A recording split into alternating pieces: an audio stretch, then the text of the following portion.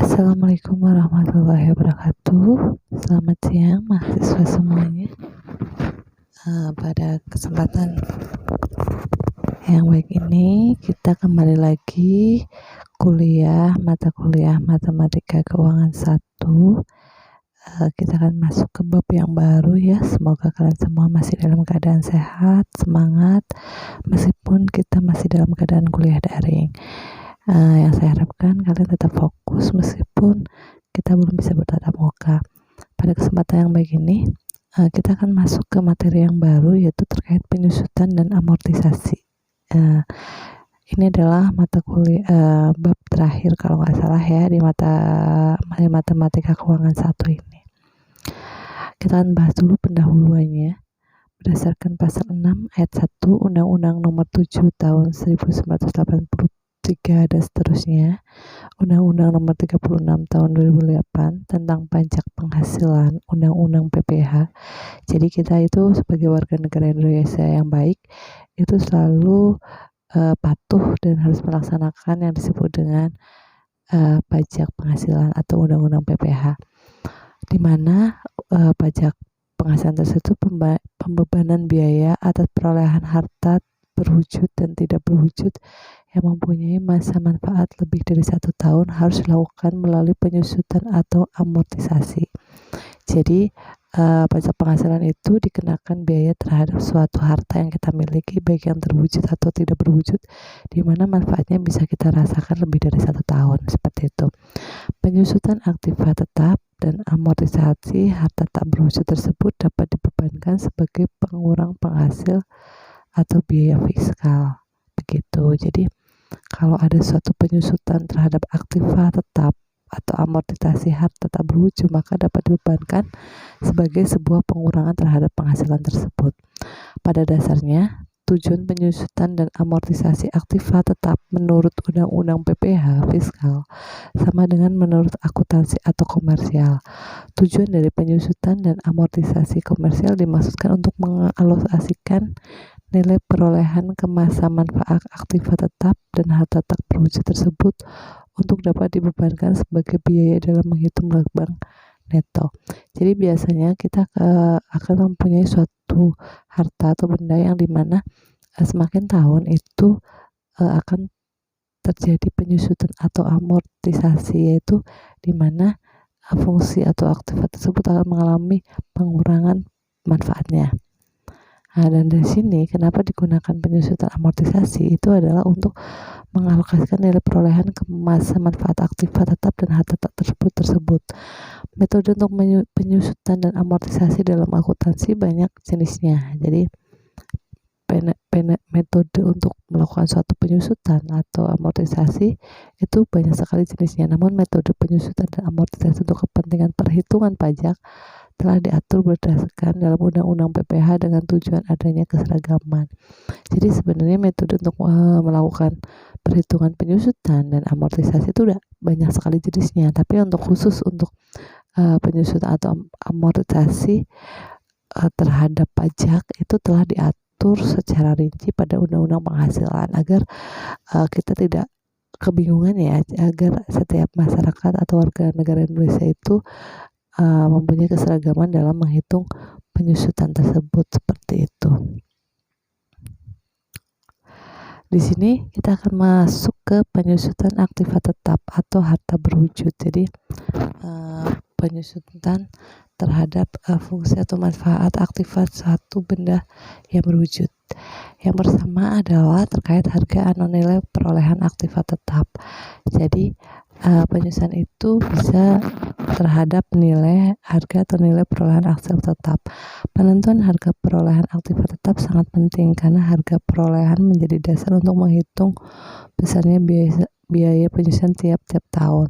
Jadi seperti yang sudah kita bahas ya, bahwa suatu benda atau benda berwujud itu pasti mempunyai aktiva atau manfaat, di mana setiap tahunnya manfaat itu akan mengalami penyusutan, sehingga harga di awal, harga pada saat kita membeli barang berwujud itu, barang benda itu sangat penting karena agar kita ke depannya bisa mengetahui penyusutan dari aktiva tersebut setiap tahunnya. Pastinya kan setiap tahun pertama penyusunannya berapa, misalkan 10.000, tahun kedua bisa 20.000, ketiga. Jadi semakin tahun pasti penyusunannya akan semakin besar, seperti itu. Adapun ketentuan sesuai dengan pasal 10 Undang-Undang PPH, penentuan harga perolehan aktiva tetap sebagai berikut. Jadi ada aturannya ya di Undang-Undang PPH. Yang pertama, harga perolehan atau harga penjualan dalam hal terjadi jual beli harga yang tidak dipengaruhi hubungan istimewa adalah jumlah yang sesungguhnya dikeluarkan atau diterima, sedangkan apabila terdapat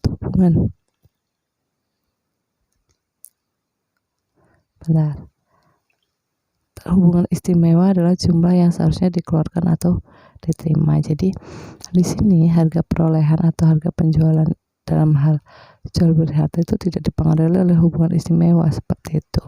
Yang kedua adalah nilai perolehan atau nilai penjualan dalam hal ini terjadi tukar menukar harta adalah jumlah yang seharusnya dikeluarkan atau terima berdasarkan harga pasar. Jadi antara harga penjualan dan nilai penjualan itu harusnya berbeda ya. Jadi berapa harga yang kita peroleh atau nilai penjualan yang kita tukar menukar terhadap suatu benda itu adalah jumlah yang harus kita keluarkan atau kita terima berdasarkan harga pasar. Jadi pasti disesuaikan dengan harga pasar. Jadi harga misalkan setelah berapa tahun kita misalkan punya mobil nih, pada harga awal kita beli misalnya harganya 200 juta. Setelah 2 tahun pasti kan akan terjadi satu penyusutannya. Nah, di situ harganya jadi berapa, dan harga setelah 2 tahun itu pasti harus disesuaikan dengan berdasarkan harga pasar, tidak seenaknya. Makanya kadang-kadang kalau kita membeli barang second berupa mobil itu biasanya kita lihat tahunnya, dan biasanya kita sudah bisa menebak nih harga pasarnya kalau mobil tahun keluaran ini berapa nih, sekitar berapa. Meskipun ada perbedaan itu tidak terlalu mencolok atau signifikan, seperti itu. Terus yang C adalah nilai perolehan atau nilai pengalihan harta yang dialihkan dalam rangka likuidasi, penggabungan, peleburan, pemekaran, pemecahan atau pengembalian usaha adalah jumlah yang seharusnya dikeluarkan atau diterima berdasarkan harga pasar, kecuali ditetapkan lain oleh Menteri Keuangan. Jadi nilai perolehan atau nilai pengalihan harta yang kita alihkan dalam rangka apapun, baik itu peleburan dan lain-lainnya, itu jumlahnya itu yang kita terima atau kita keluarkan itu harus berdasarkan harga pasar juga, tidak bisa semena-mena. Jadi pada saat kita melakukan suatu penjualan terhadap suatu benda atau barang yang sebutannya nilai aktifnya sudah menyusut, ya harganya itu harus sesuai dengan pasar. Tahun berapa ini sudah digunakan, keluaran tahun berapa nih, itu sesuaikan dengan pasar, sehingga mempermudah kita sebagai penjual atau pembeli untuk menentukan harganya, begitu. Jadi tidak akan ada suatu yang merasa dirugikan atau diuntungkan, seperti itu, tapi sesuaikan dengan harga yang ada di pasar, seperti itu. Terus dasar penilaian harta yang dialihkan dalam rangka bantuan, sumbangan atau hibah.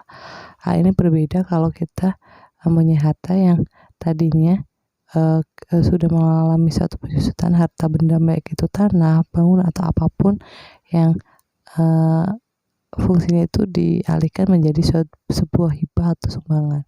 Itu yang pertama adalah yang memenuhi syarat sebagai bukan objek pajak bagi yang menerima. Pengalihan sama dengan nilai sisa baku dari pihak melakukan pengalihan atau nilai yang ditentukan Direktorat Jenderal Pajak. Jadi memenuhi syarat ya, harus memenuhi syarat sebagai bukan objek pajak dulu. Karena kalau sudah merupakan suatu sumbangan atau hibah, pasti benda yang kita lakukan, kita gunakan sebagai sumbangan itu sudah tidak diberlakukan pajak bagi mereka yang menerima. Masa kita mewakafkan atau menghibahkan suatu tanah akan tetap dipajakan, kan nggak mungkin, mau dibebankan ke terhadap siapa. Biasanya benda-benda yang sudah dihibahkan itu sudah bebas pajak. Yang kedua, yang tidak memenuhi syarat sebagai bukan objek pajak bagi yang menerima pengalihan sama dengan nilai pasar dan harta tersebut.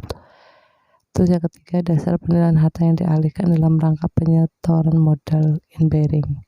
Dasar penilaian harta yang dialihkan dalam rangka penilaian bagi badan yang menerima pengalihan sama dengan nilai pasar dari harta tersebut.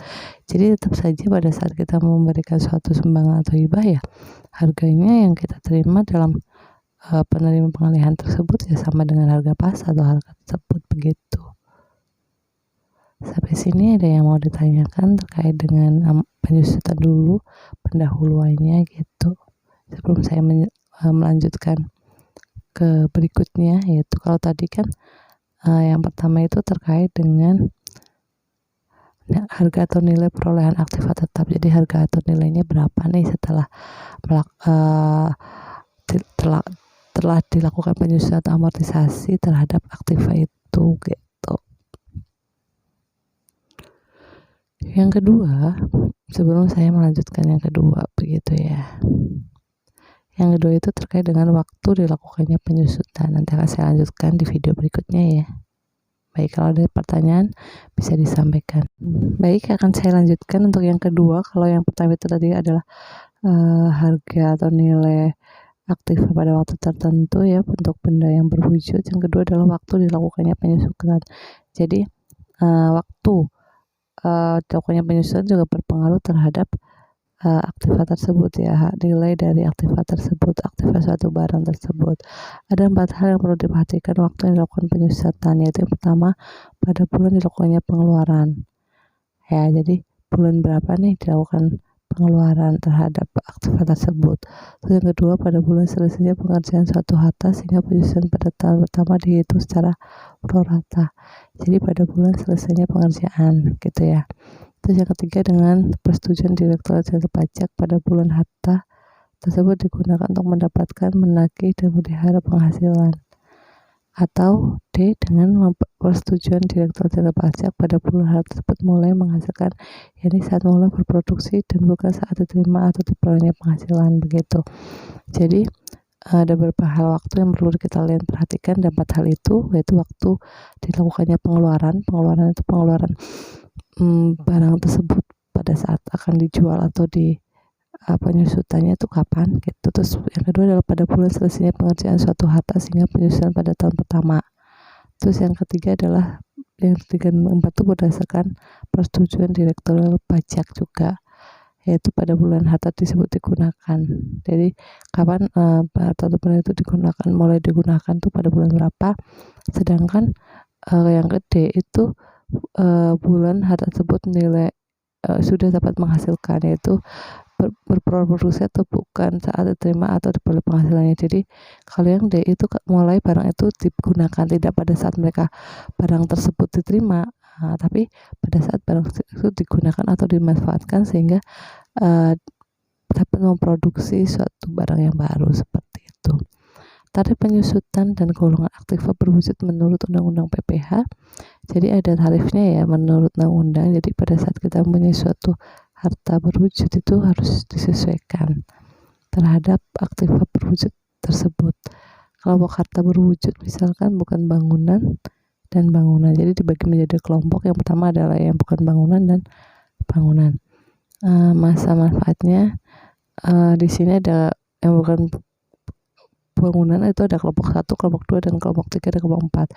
Kalau kelompok 1 itu masa manfaatnya itu selama 4 tahun, kelompok 2 8 tahun, 3 16 tahun, dan yang keempat adalah 20 tahun. Jadi kalau suatu benda atau harta berwujud itu manfaatnya 4 tahun, maka tarif penyusutan sebagaimana dimaksud dalam ayat 1 dan ayat 2 itu adalah 25% dan 50%. Itu kalau manfaatnya itu selama 4 tahun. Kalau 8 tahun juga disesuaikan separuhnya, yaitu 12,5% dan 25%. Terus kalau yang 16 tahun juga separuhnya, yaitu 6,25 dan 12,5%. Dan pada akhirnya pada kelompok 4 itu pada masa manfaatnya sampai 20 tahun.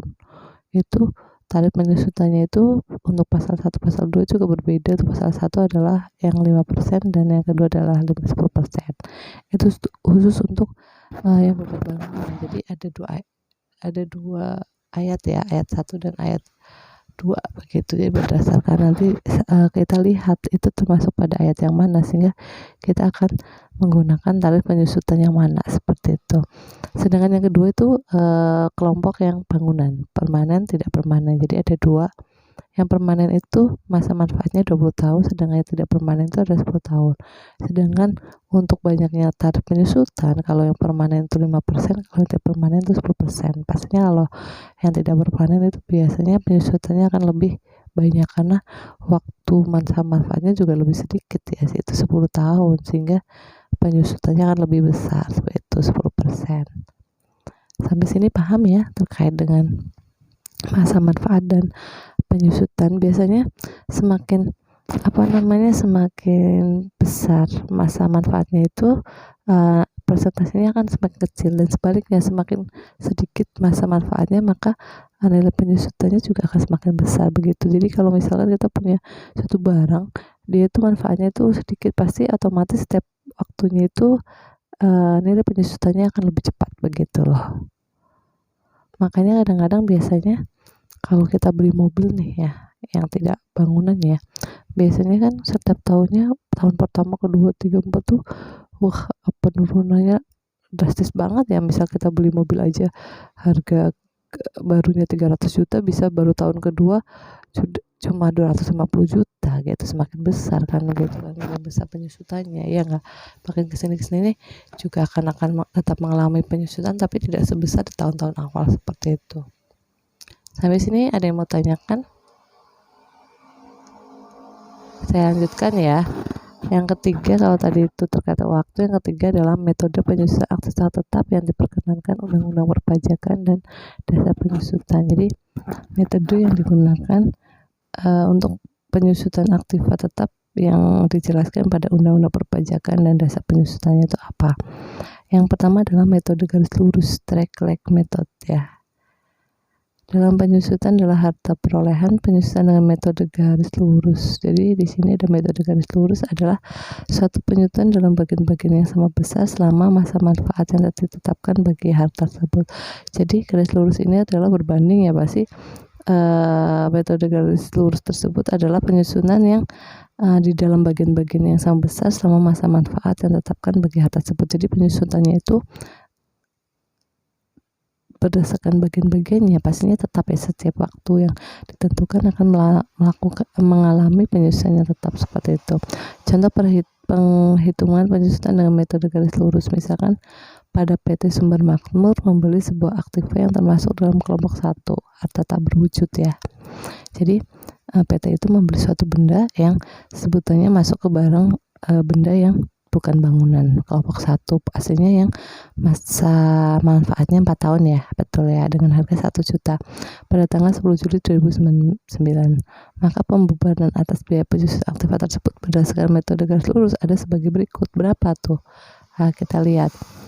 Karena berdasarkan ayat 1 itu adalah 25% penyusutannya, maka nih di tahun pertama 2019 itu kan harga perolehan dia beli itu 1 juta, penyusutannya itu 25%, betul nggak? Ya, sesuai dengan itu, karena kelompok 1 kan manfaatnya ada 4 tahun, berarti biaya penyusutan adalah 12.500.000, sehingga nilai sisa bukunya setelah pada tahun 2019 setelah 1 tahun adalah 87.500.000. Terus tahun yang 2020 itu juga penyusutannya tetap 25%, ya enggak? 25% berarti biaya penyusutannya di tahun 2010 itu adalah jumlah dari penyusutan 2009 sama 2010, sehingga jumlahnya adalah 25 juta, sehingga tinggal 20% dari 100.000 ya, 1 juta ya 25, sehingga hasilnya adalah 62.500.000. Terus tahun ke 2011 juga sama 25%, tahun 2012 itu adalah 25%, dan tahun 2013 ada 25%. Sebenarnya gini, ini kan dibagi menjadi 4 tahun, tapi di sini 2019-nya itu dihitung juga, jadi kesannya itu ada 5 tahun. Makanya di tahun 2009 sama 2013 itu sebenarnya nilai penyusutannya itu bukan 25%, tapi lebih 12,5% gitu, sehingga total dari penyusutan adalah 100%, sehingga pada akhirnya di tahun 2013 itu tahun keempat setelah penggunaan itu adalah udah nilai sisa bakunya adalah 0 rupiah. Paham ya kenapa di 2009 sama 2013 itu 12.500.000, karena yang tadinya 25% dibagi menjadi 2 tahun gitu. Paham sampai sini? Nah, keterangannya di sini untuk tahun 2019 biaya penyusutan dihitung berdasarkan 6/12 kali 25% kali biaya perolehan. Karena pembelian dimulai pada bulan Juli 2019 sehingga biaya yang diperkenalkan hanya dari bulan Juli 2019 sampai Desember 2019 lah ini. Karena di bulan Juli, makanya di bulan 2019 itu ada setengah tahunnya itu. Makanya di 2019 itu ada setengah tahun, sedangkan 2013 itu Januari sampai Juni, setengah tahun juga. Maka pada tahun 2019 biaya penyusuan dihitung berdasarkan 16/12 kali 25% kali biaya perolehan sama. Karena sisa manfaat hanya untuk bulan Januari sampai Juni 2013, yaitu selama 6 bulan. Sorry, ini bukan 2011 ya, tapi 2013. Begitu, makanya kenapa di situ 12.500.000 karena dibagi untuk bulan Juni di tahun 2009 yang masih setengah tahun, 2013 juga masih setengah tahun. Sampai sini ada yang mau ditanyakan? Paham ya? Oke.